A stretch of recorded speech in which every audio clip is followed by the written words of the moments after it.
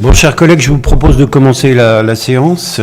Alors, avant de commencer la séance du municipal, je souhaitais lire un hommage aux victimes des attaques du Hamas en Israël. Vous n'êtes pas sans savoir, évidemment, qu'il y a eu des événements tragiques en Israël ces derniers jours. Les terroristes du Hamas ont mené il y a quelques jours une attaque massive contre l'État d'Israël. Les pertes de vies humaines d'un côté comme de l'autre sont très lourdes et vont le devenir encore plus dans les jours qui viennent. Cette attaque a été particulièrement meurtrière chez les civils qui ne souhaitaient qu'une chose, vivre en paix.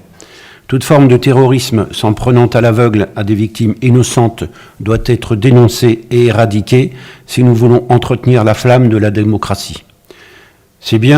Car c'est bien une fois de plus le cœur de la démocratie qui est attaqué, et c'est bien notre devoir que de la défendre et de dénoncer toute atteinte aux valeurs humanistes qui nous font nous rassembler et vivre en société dans la tolérance et la bienveillance. Nous condamnons avec force ces actes ignobles ayant ôté la vie à tant d'innocents. La barbarie et le terrorisme ne doivent pas avoir leur place dans toutes circonstances, et nous les condamnons et les combattrons avec force et opiniâtreté. Nous soutenons le peuple israélien dans cette terrible épreuve, comme nous déplorons les conséquences des actes barbares d'une association terroriste qui engendre des représailles qui se retournent contre la population civile de la bande de Gaza. La réponse d'Israël ne s'est pas fait attendre, et ce sont d'autres victimes qui s'ajoutent aux victimes. Sur les conséquences de ce conflit, la position de l'ONU est claire et nous la rejoignons. Outre la libération des otages pris par le Hamas et des Palestiniens détenus arbitrairement par Israël, nous plaidons pour un accord de cessez-le-feu sous la surveillance d'un organisme international indépendant. Cela passe aussi par l'établissement d'une présence internationale de protection dans le territoire palestinien occupé, ce qui permettra la fourniture de toute l'aide financière et humanitaire nécessaire à la création de couloirs humanitaires permettant aux personnes de quitter Gaza. Rien ne justifie la violence qui vise aveuglément des civils innocents, qu'elle soit du fait du Hamas ou des forces israéliennes. Je vais vous proposer une minute de silence en mémoire de toutes les victimes de ces actes atroces.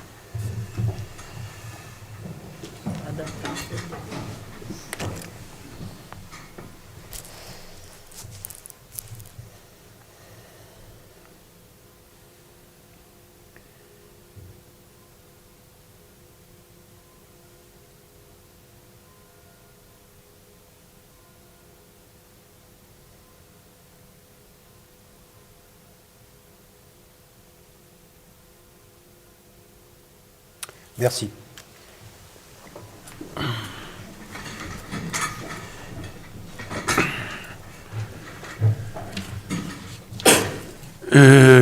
Concernant une motion, avant de commencer cette séance, nous souhaitions vous présenter, vous l'avez reçue, on vous l'a envoyé, en principe avec la convocation ou le jour suivant, une motion de soutien aux EHPAD et également aux résidences autonomie, services de soins à domicile et ESMS pour personnes âgées. J'ai été, il y a quelques mois déjà, alerté par notre directrice de l'EHPAD concernant la difficulté de notre EHPAD. Et il y a peu de temps, il y a quelques jours, quelques semaines, un mouvement de politique, de maires, de communes du 22, des Côtes-d'Armor, s'est constitué pour pouvoir faire des constats et puis faire des actions par la suite pour pouvoir faire bouger les choses. Le constat, il est simple. Tous les personnes tous les EHPAD et tous les établissements pour personnes âgées sont en grande difficulté financière, grande difficulté pour recruter du personnel, grande difficulté en général. Et donc aujourd'hui, il est temps de tirer la sonnette d'alarme et de se bouger pour que cette situation cesse. Donc vous avez bien compris que c'est une affaire de longue haleine. Avec la directrice et avec Hervé Lecam et Gwen Séché, nous avons décidé de faire nous-mêmes une réunion envers les maires d'Ille-et-Vilaine pour pouvoir relayer cette motion, enfin cette information. Nous avons eu le 4 octobre, lors de cette réunion, 90 personnes présentes, 49 communes d'Ille-et-Vilaine présentes, sans compter celles qui ne pouvaient pas être présentes et qui m'ont dit qu'ils souhaitaient rejoindre le soutien.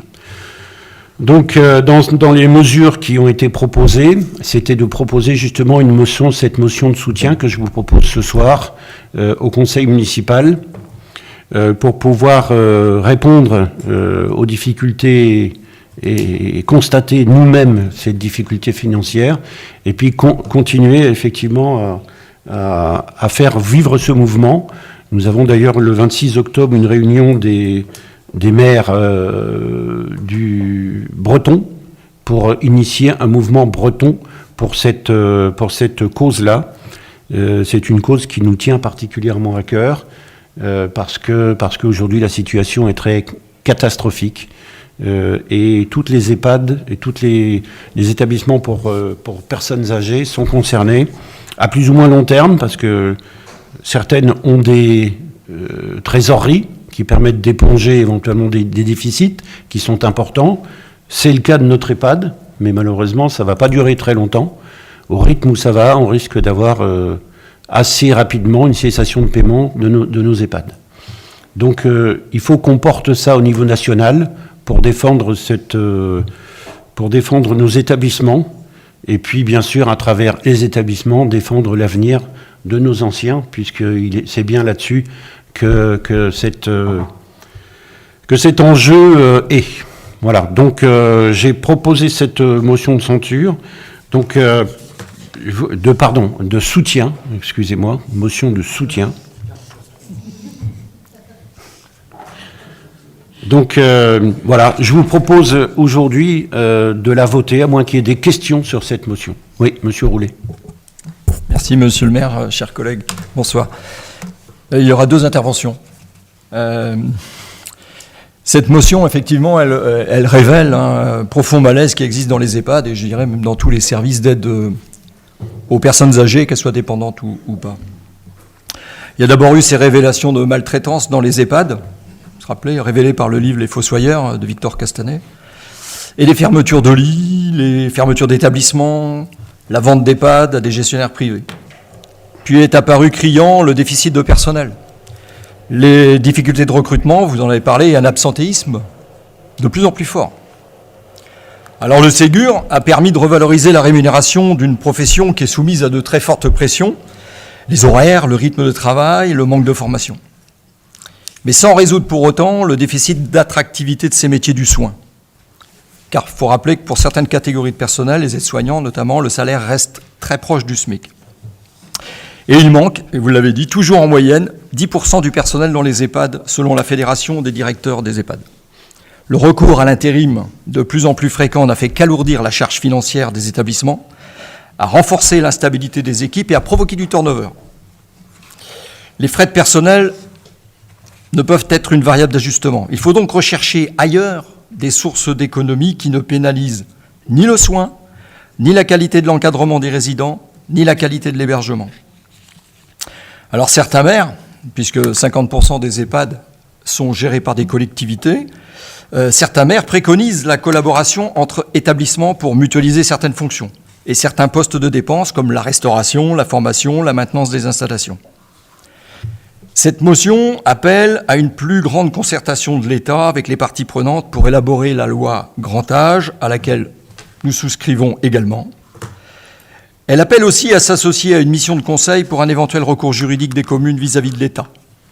Là, ce que nous l'espérons vivement, c'est que ce ne soit pas nécessaire. Voilà, et puis je vais donner la parole à Sylvie Russard pour la suite. Merci. Merci, Madame Le Russard. Oui, bonsoir à tous. Donc, en votre qualité de président du conseil d'administration du Centre communal d'action sociale de Bru, vous avez été informé au cours de ces 3 dernières années des difficultés financières grandissantes rencontrées par l'EHPAD Les Bruyères, difficultés dues en particulier à des financements insuffisants des autorités de tutelle, à savoir l'Agence régionale de santé pour la partie soins, mais aussi par le conseil départemental pour la partie dépendance. Quelques chiffres. En 2021, donc, l'EHPAD enregistre un déficit de 100 000 euros. En 2022, le déficit s'élève à 270 000 euros. Et le prévisionnel qui a été établi par la directrice de l'EHPAD laisse entrevoir un déficit d'environ 600 000 euros pour 2023. Donc face à cette situation, pouvez-vous nous informer ou nous donner quelques pistes de réflexion pour faire en sorte que cette situation s'améliore autant que faire se peut, sachant que si effectivement rien n'est fait, ce déficit pourrait avoir un impact non négligeable sur le fonctionnement de l'établissement, alors tant pour les 83 résidents, mais aussi sur le personnel œuvrant aux côtés de nos aînés. Bien. Écoutez, je peux déjà vous donner une partie de la réponse, puis après je donnerai la parole à Madame Séché. Effectivement, l'EHPAD nous a alertés depuis, oui, on a bien vu effectivement les déficits chroniques malheureusement depuis la période Covid, on peut dire, parce que les problèmes arrivent déjà. C'est une conséquence aussi de la période Covid. Alors, je ne veux pas mettre tout sur la période Covid évidemment, mais en tout cas, il y a eu quand même des difficultés. En fait, à pouvoir assurer une continuité de service à l'EHPAD, en particulier la possibilité d'accueillir dans toutes les chambres des résidents, parce qu'il y a eu beaucoup de décès, il y a eu peu de personnes qui sont effectivement rentrées, pour pouvoir remplacer ces personnes-là, malgré une liste importante d'arrêts, de demandes plutôt. Et effectivement, on a eu une période où il y a eu effectivement beaucoup d'arrêts, beaucoup de personnel qui était en souffrance. Il faut savoir que dans les EHPAD, en général, c'est pas seulement pour la nôtre, la charge de travail est de plus en plus importante, parce qu'on maintient les personnes à domicile le plus longtemps possible, et malheureusement, à un moment, elles sont obligées de venir quand même dans nos établissements, dans les EHPAD, et donc à partir de là, elles sont de plus en plus dépendantes, de plus en plus âgées, de plus en plus dépendantes. Ce qui fait qu'aujourd'hui, le choix qui avait été fait pour assurer la qualité des soins, c'était de ne pas trop remplir les chambres de l'établissement pour éviter au personnel d'être en tension, ce qui est arrivé quand même, parce qu'il y a eu plusieurs personnels qui ont eu des problèmes de santé importants. Donc c'est toujours un équilibre à trouver, c'est pas évident, et c'est vrai que Madame Tilly, la directrice, a voulu privilégier la qualité des soins, et forcément, ça a entraîné des déficits.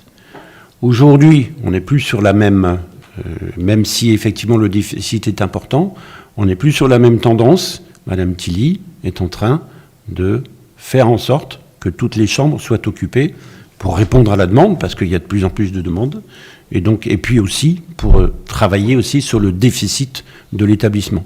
Mais il n'empêche que malgré les efforts qui peuvent être faits, la difficulté, elle est structurelle, et c'est pas seulement l'EHPAD de Bru qui est concerné, ce sont tous les EHPAD, et je peux vous assurer que les 49 communes qui étaient présentes, elles ont toutes témoigné, elles sont toutes dans la même situation. Partout, c'est la même chose. Et moi, je trouve que politiquement, c'est pas aux mairies d'assurer les déficits de ces établissements. Là, je vous parle en tant que président de CCAS. Si on doit tirer la sonnette d'alarme, c'est auprès de l'État qu'on doit le faire. Madame Séché ? Alors effectivement, comme solution, on en a longuement parlé en CA de CCAS. On avait effectivement des places vacantes pour la raison que tu as expliquée. On a donc recours à l'intérim qui est effectivement beaucoup plus cher. On est juste là, ça vient on vient de remplir à 100%, mais effectivement, donc ça va faire des rentrées d'argent, mais ça fragilise aussi le personnel.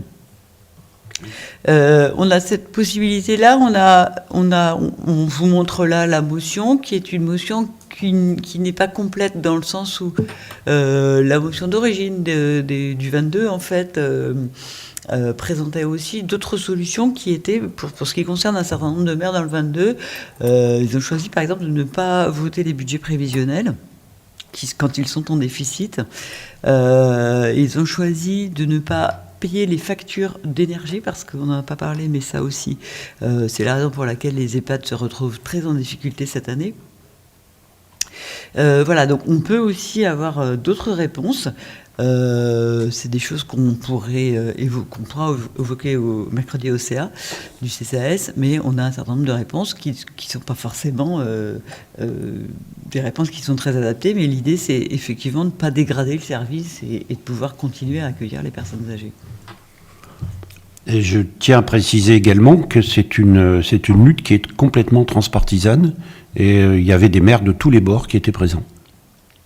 Voilà. Donc ça, c'est important aussi de le dire, c'est qu'on tire la sonnette d'alarme et on est tous ensemble à la tirer. Merci.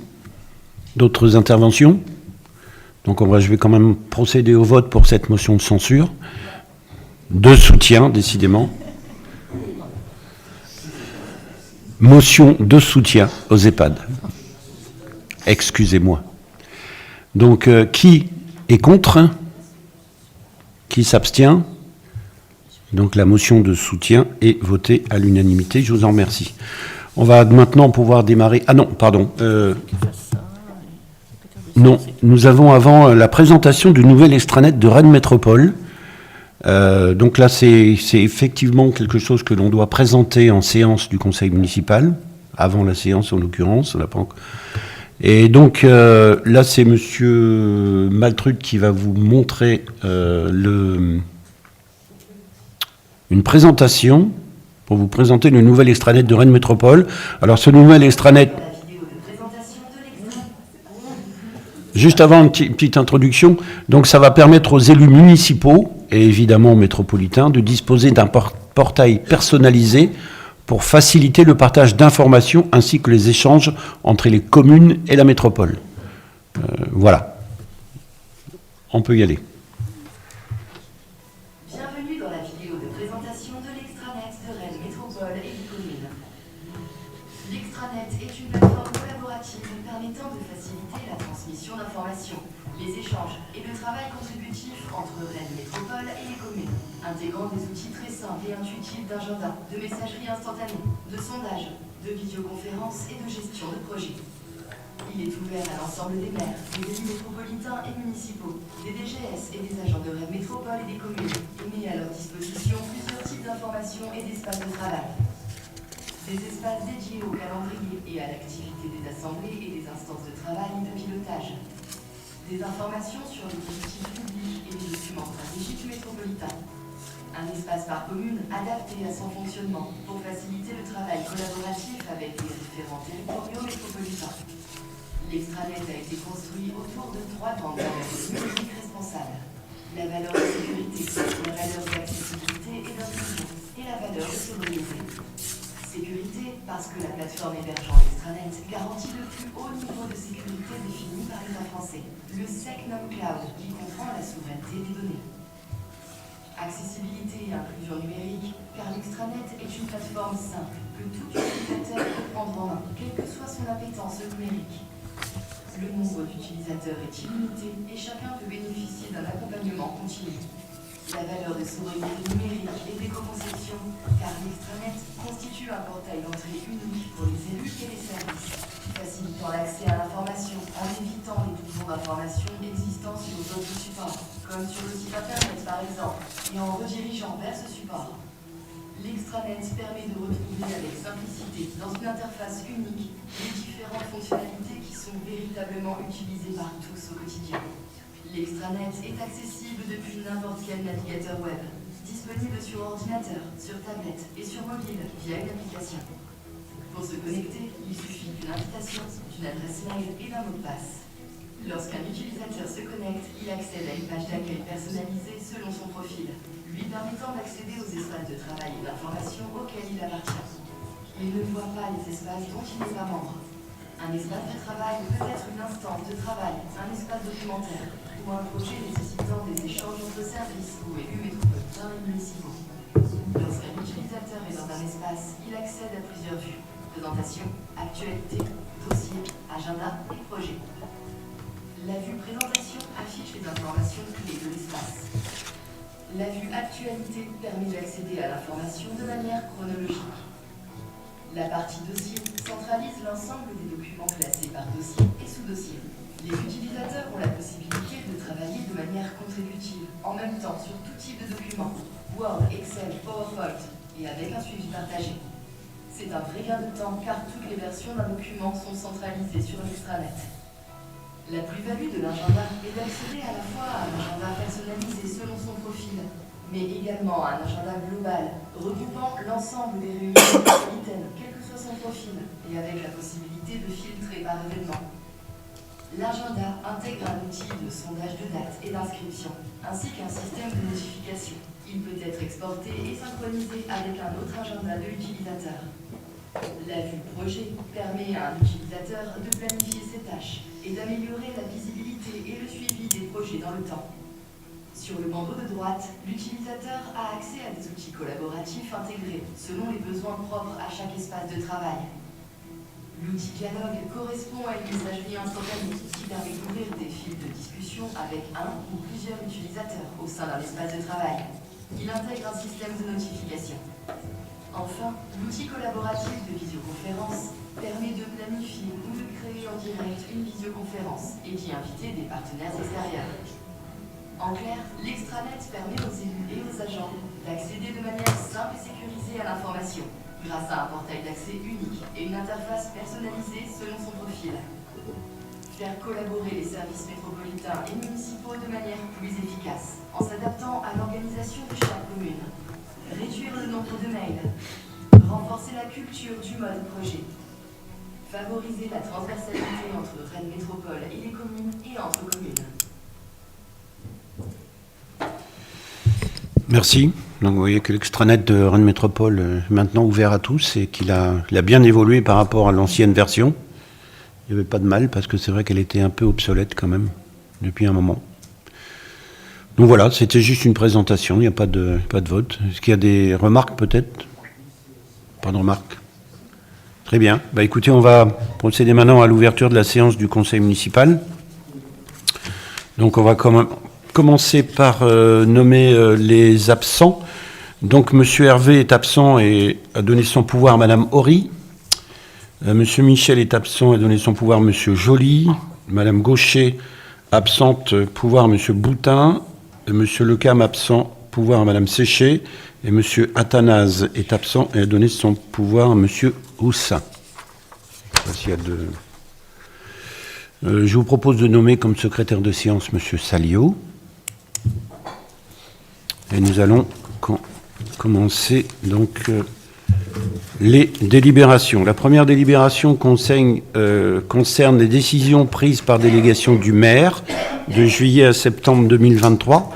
Donc vous avez reçu les documents, les délégations concernant l'urbanisme. On a également des délégations concernant la vie associative. Je retrouve les notes. Les marchés publics aussi. La vie associative, je l'ai donnée. Et la culture. Donc vous avez la liste qui vous a été fournie. La population également. Donc voilà, les listes qui vous sont fournies pour cette délibération. Est-ce qu'il y a des questions par rapport à cette délibération? Pas de questions, donc je mets au vote. Qui vote contre? Qui s'abstient? Donc la proposition est adoptée à l'unanimité. Je passe maintenant la parole à Monsieur Leroy concernant les finances et la fourniture et installation d'un système de sonorisation pour le centre culturel de Grand Logis. Oui, merci Monsieur le maire. Donc cette délibération concerne donc la subvention qu'on va demander à la région Bretagne pour la fourniture et l'installation d'un nouveau système de sonorisation au Grand Logis, dont le coût est estimé à 105 150 €. Et la subvention qui sera demandée à la région Bretagne sera de 20%, soit 21 030 €. Donc pour rappel, dans le cadre de la demande de subvention pour le soutien, donc en l'occurrence là ça s'appelle spectacle vivant, art plastique, cinéma et audiovisuel. Donc pour l'acquisition de matériel, par la région Bretagne, toute délégation générale du conseil municipal doit obligatoirement être accompagnée d'une délibération du conseil approuvant le projet, arrêtant les modalités de fonctionnement ainsi qu'autorisant le maire à solliciter une subvention.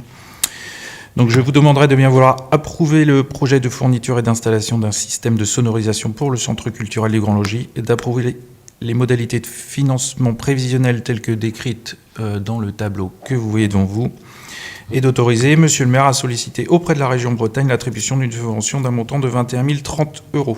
Merci. Merci, Monsieur Leroy. Est-ce qu'il y a des questions? Pas de questions. Je passe au vote. Qui vote contre? Qui s'abstient? Donc la proposition est adoptée à l'unanimité. Merci. Décision numéro 3, donc concernant les finances et une subvention au fonds d'action extérieure des collectivités territoriales en soutien aux victimes du séisme au Maroc. Monsieur Leroy. Oui, donc les deux délibérations à venir là concernent des subventions pour du soutien aux victimes, donc du Maroc en l'occurrence et donc de la Libye ensuite, donc via le fonds FACECO, donc on avait déjà utilisé l'année dernière pour un fonds de soutien à l'Ukraine. Donc la ville propose d'apporter une aide financière de 2 000 € donc à chacun via le FACECO pour le soutien aux victimes, donc en commençant par le Maroc. Je vous demanderai de bien vouloir autoriser le versement de l'aide financière de 2 000 € au FACECO pour le soutien des victimes de ce séisme et d'autoriser Monsieur le maire à signer tous les documents nécessaires. Merci. Est-ce qu'il y a des questions? Pas de questions? Donc je passe au vote. Qui vote contre? Qui s'abstient? Proposition adoptée à l'unanimité. La délibération numéro 4 est exactement la même. Et là, il s'agit du soutien aux victimes de la tempête Daniel en Libye. Oui, donc la même chose pour le même demande pour un soutien du même ordre, donc de 2 000 € là spécifiquement pour les victimes de la tempête Daniel en Libye. Donc je vous demanderai de bien vouloir autoriser le versement de l'aide financière de 2 000 € au FACECO pour le soutien aux victimes de cette tempête et d'autoriser Monsieur le maire à signer tous les documents nécessaires. Merci, Monsieur Leroy. Est-ce qu'il y a des questions? Pas de questions. Je passe au vote. Qui vote contre? Qui s'abstient? Proposition adoptée à l'unanimité. Merci. Délibération numéro 5. Je passe la parole à Madame Pinard concernant l'aménagement de la section Primosens dans la ZAC de l'Éperon. Bonsoir. La société Primosens, représentée par Gwenaël Auchet, a fait acte de candidature pour l'acquisition du lot numéro 5 de 2892 m² environ pour développer un programme immobilier d'activité. Un précédent projet portait sur les lots 14 et 15, mais il n'a pas abouti. L'avis du pôle d'évaluation domaniale étant basé uniquement sur les ventes ayant eu lieu sur la ZA de l'Éperon, il ne prend pas en compte les prix observés sur des terrains similaires sur Rennes Métropole. La commune peut cependant vendre à un prix plus élevé sans nouvelle consultation du PED. Vu les prix appliqués sur des terrains comparables et conformément à la délibération du mois dernier, donc du 25 septembre 2023, le prix du terrain est fixé à 45 € hors taxe du mètre carré, soit 130 140 € hors taxe environ pour le lot numéro 15. L'étude de sol est de la responsabilité des acquéreurs. La commune ne sera tenue à aucune garantie concernant l'état du sol et du sous-sol. Lors de la signature du compromis de vente, 5% du prix de vente seront versés à titre de réservation dans l'un des offices notariaux de Bru. Un acte notarié actera cette cession. Le transfert de propriété aura lieu une fois le prix payé et l'acte signé. L'ensemble des frais inhérents à cette cession sera pris en charge par l'acquéreur. Je vous demanderai de bien vouloir approuver la cession du lot numéro 15 de la ZEDA de l'Éperon à la société Primosens ou toute autre personne morale qui s'y substituerait. D'autoriser la société Primosens ou toute autre société qui s'y substituerait à déposer une demande de permis de construire sur le terrain concerné. D'autoriser Monsieur le maire ou un adjoint à signer tout document nécessaire à l'exécution de la présente délibération. Merci Madame Pinard. Est-ce qu'il y a des questions par rapport à cette délibération? Pas de questions. Je passe au vote. Qui vote contre? Qui s'abstient? Proposition adoptée à l'unanimité. Merci. Délibération numéro 6, concernant l'aménagement également, et la dénomination d'une nouvelle voie. Madame Pinard. Dans le cadre d'un projet de lotissement rue du Champ-Niguel, il convient de créer une nouvelle voie qui desservira les 3 terrains à bâtir autorisés le 10/05/2023 au profit donc de Viabilis Aménagement. Cette nouvelle voie sera créée entre le 26 et le 28 rue du Champ-Niguel, conformément au plan joint, à côté du lycée Anita Conti. En écho à cette photographie française, pionnière de l'océanographie, il est proposé comme dénomination Allée Agnès Varda, cinéaste, photographe et artiste plasticienne française. Un arrêté de numérotation sera pris dans un second temps afin d'attribuer un numéro de voirie à chaque lot. Je vous demanderai de bien vouloir approuver la proposition de création et de dénomination de cette nouvelle voie, d'autoriser Monsieur le maire ou un adjoint à signer tout document nécessaire à l'exécution de la présente délibération. Merci Madame Pinard. Est-ce qu'il y a des questions par rapport à cette délibération? Monsieur Houssin? Oui, bonsoir à tous. Nous voterons bien entendu cette délibération pour la création et la dénomination de cette nouvelle voie baptisée Allée Agnès Varda, femme d'engagement et de talent. Mais il y a une autre dénomination que nous aurions aimé voir à l'ordre du jour d'un conseil municipal, et ceci depuis plus de 3 ans. Nous nous sommes exprimés à différentes reprises depuis la disparition de M. Robert Barré, maire de Brue de 1989 à 2008, et la dernière fois, lors du conseil municipal du 30 mai 2022, vous m'avez répondu, monsieur le maire, mot pour mot, plusieurs lieux sont à l'étude. Et aujourd'hui, plus de 3 ans après sa disparition, nous n'avons toujours pas connaissance de la moindre décision. Pouvez-vous nous exprimer ce soir quels sont les freins qui vous empêchent de décider sur cette dénomination? Un manque d'inspiration? Nous vous avons proposé différents lieux, l'école du Vert-Buisson, la place du Vert-Buisson, le futur groupe scolaire. Un manque de motivation? Nous vous avons proposé, car votre groupe n'a pas la même sensibilité politique que celle incarnée par Robert Barré, ou parce que tout simplement certains de vos conseillers l'ont combattu? Il est très regrettable que vous ne démontrez pas votre esprit républicain qui devrait vous animer pour rendre mémoire à un maire qui était un modèle d'engagement et qui avait à cœur de servir la collectivité et d'œuvrer pour le bien commun. Lors de votre investiture, vous nous avez confié que peu de temps avant sa mort, Robert Barré vous avait demandé, je le cite, de prendre soin des Brusois car ils le méritent. Eh bien nous affirmons à nouveau qu'ils méritent amplement cet hommage et la dénomination d'un lieu emblématique de la ville.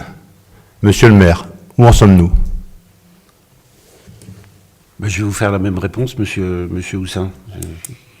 Mon devoir républicain sera réalisé. On est toujours dans la recherche de solutions, de propositions. Voilà.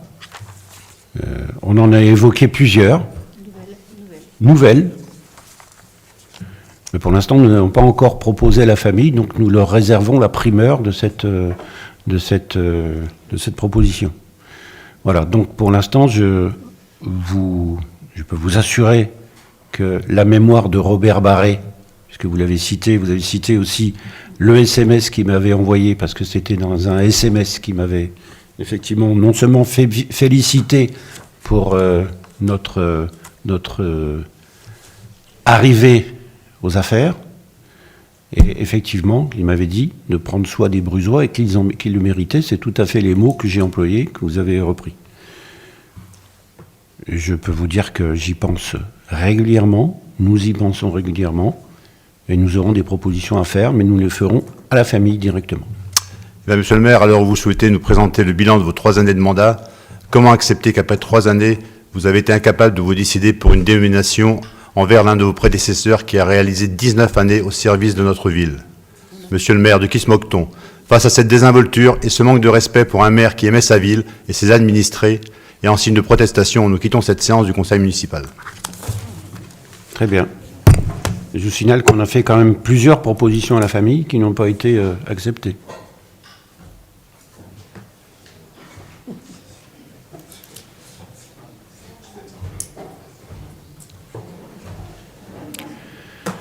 Bien, nous continuons. Il y a Madame Michel. Ah, oui. Non, moi je voulais juste prendre la parole pour me féliciter qu'on ait choisi un nom féminin pour cette allée.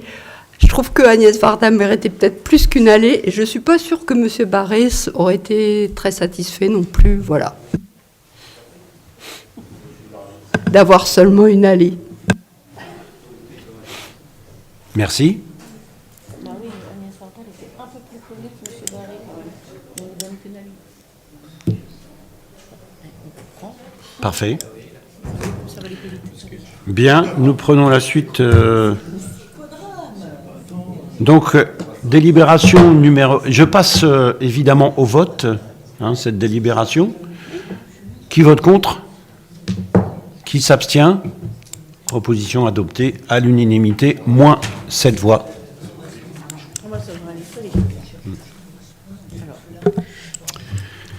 Délibération numéro 7, maintenant l'aménagement, avenant numéro 2 à la convention opérationnelle, établissement public foncier de Bretagne, Madame Pinard.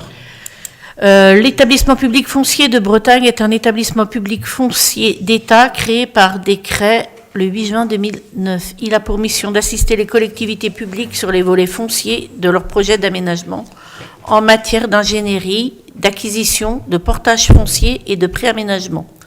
Dans le cadre du projet d'aménagement du secteur gare, une convention opérationnelle a été signée avec l'EPF pour que l'établissement procède, pour le compte de la commune, à toute acquisition et procédure foncière, opération immobilière, études et travaux de nature à faciliter l'opération. Initialement, le périmètre de la convention opérationnelle s'étendait de la gare jusqu'au chemin du Rosier, englobant notamment une partie de la rue Émile Gernigon. Cet avenant a pour but de réduire le périmètre opérationnel pour se conformer au périmètre prévisionnel de la ZAC multisite et de concentrer sur le secteur de la gare et de la maison déjà acquise au Rosier. Par ailleurs, du fait des acquisitions déjà réalisées par l'EPF de Bretagne pour le compte de la ville, l'enveloppe financière initialement prévue atteint le plafond fixé par la convention opérationnelle d'un montant de 2 400 000 € hors taxes. Il est nécessaire de l'augmenter en le portant à 4 400 000 € pour continuer les acquisitions nécessaires à la mise en œuvre du projet d'aménagement. Maison restant à acquérir, indemnité d'éviction, éventuelle démolition. Je vous demanderai de bien vouloir approuver la rédaction de l'avenant numéro 2 à la convention opérationnelle entre l'établissement public foncier de Bretagne et la ville de Bru, d'autoriser monsieur le maire ou un adjoint à signer tout document nécessaire à l'exécution de la présente délibération. Merci Madame Pinard. Est-ce qu'il y a des questions par rapport à cette délibération? Je n'en vois pas. Donc je passe au vote. Qui vote contre? Qui s'abstient? La proposition est adoptée à l'unanimité des présents. Je passe maintenant la parole à Madame Maury concernant l'éducation et la mise à jour du règlement de fonctionnement du service enfance. Le présent règlement de fonctionnement a pour objet de préciser le fonctionnement des différents accueils gérés par le service enfance de la ville. Il pose le cadre réglementaire du fonctionnement des établissements qui s'impose à toute personne entrant dans les structures. Cette nouvelle mise à jour vise à mettre un tarif spécifique pour les familles d'accueil qui utilisent les services pour les enfants qui leur sont confiés. Le tarif appliqué sera celui de la tranche 5. Je vous demanderai de bien vouloir approuver les termes de ce règlement de fonctionnement. Autorisez monsieur le maire à le signer. Merci. Est-ce qu'il y a des questions? Pas de questions. Je passe au vote. Qui vote contre? Qui s'abstient? Proposition adoptée à l'unanimité. Merci. Concernant la culture maintenant, et l'école de musique CIM Rive-Sud et la convention partenariale avec la médiathèque pour 2023-2024, Madame Durand. C'est pas le...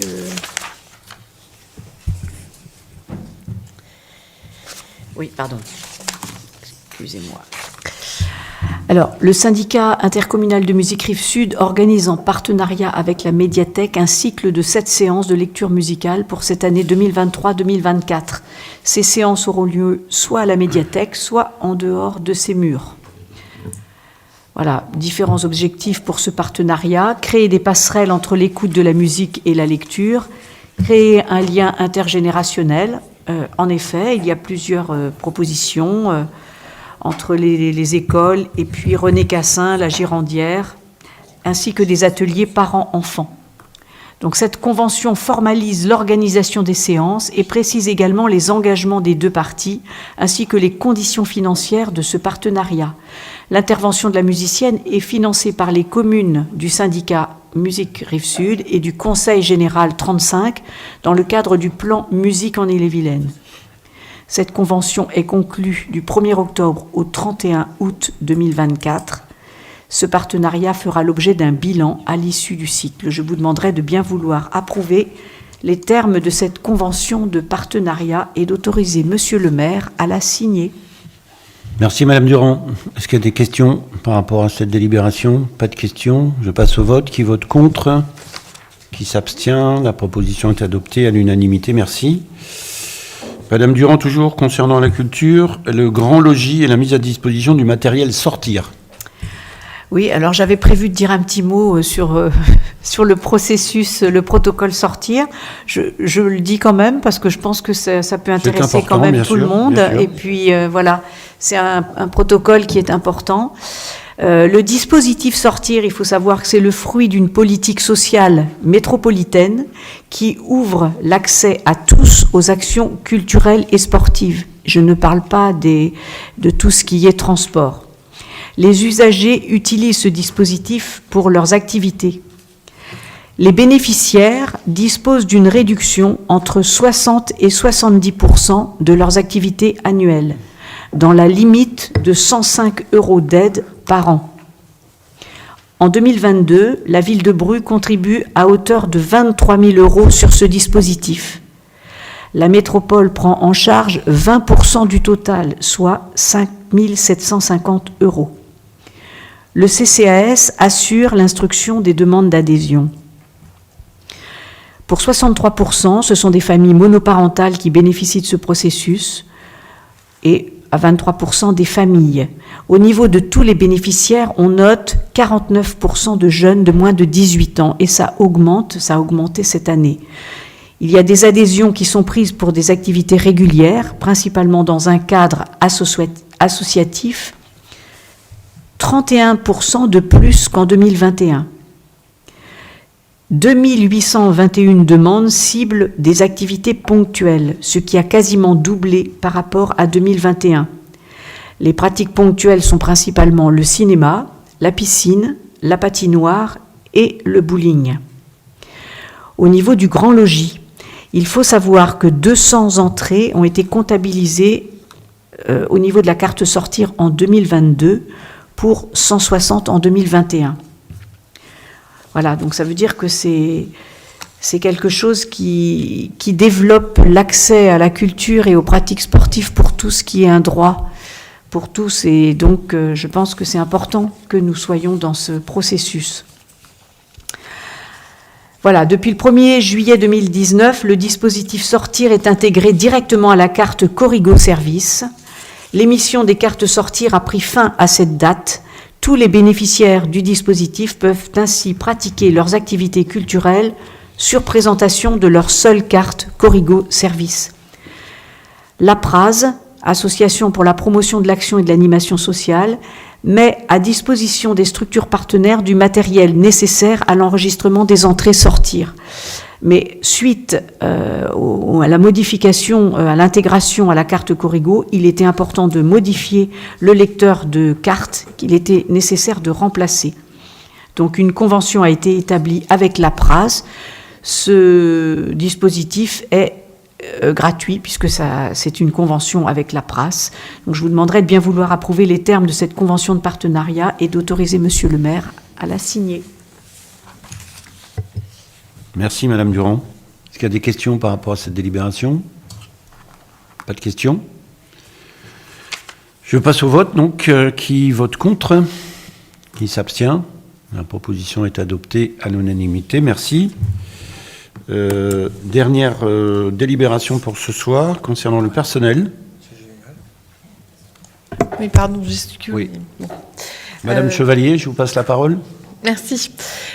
Donc du coup là ce soir, il est question de passer, de nous autoriser à passer en fait l'adhésion à un nouveau contrat d'assurance des risques statutaires du personnel. On en a un actuellement qui prendra fin au 31 décembre 2023. Donc là, il nous est proposé en fait ce soir d'adhérer au contrat qui a été négocié par le CDG pour l'ensemble des collectivités. Voilà, donc je propose de prendre connaissance donc, de la délibération et de nous autoriser à signer les contrats d'assurance pour une durée de 4 ans.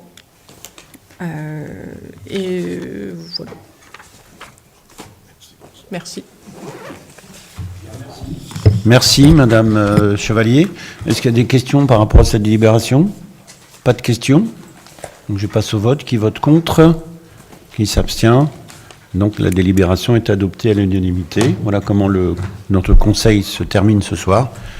Merci à vous d'être venus. Merci à ceux qui sont partis d'être partis. Et bonne soirée à toutes et tous.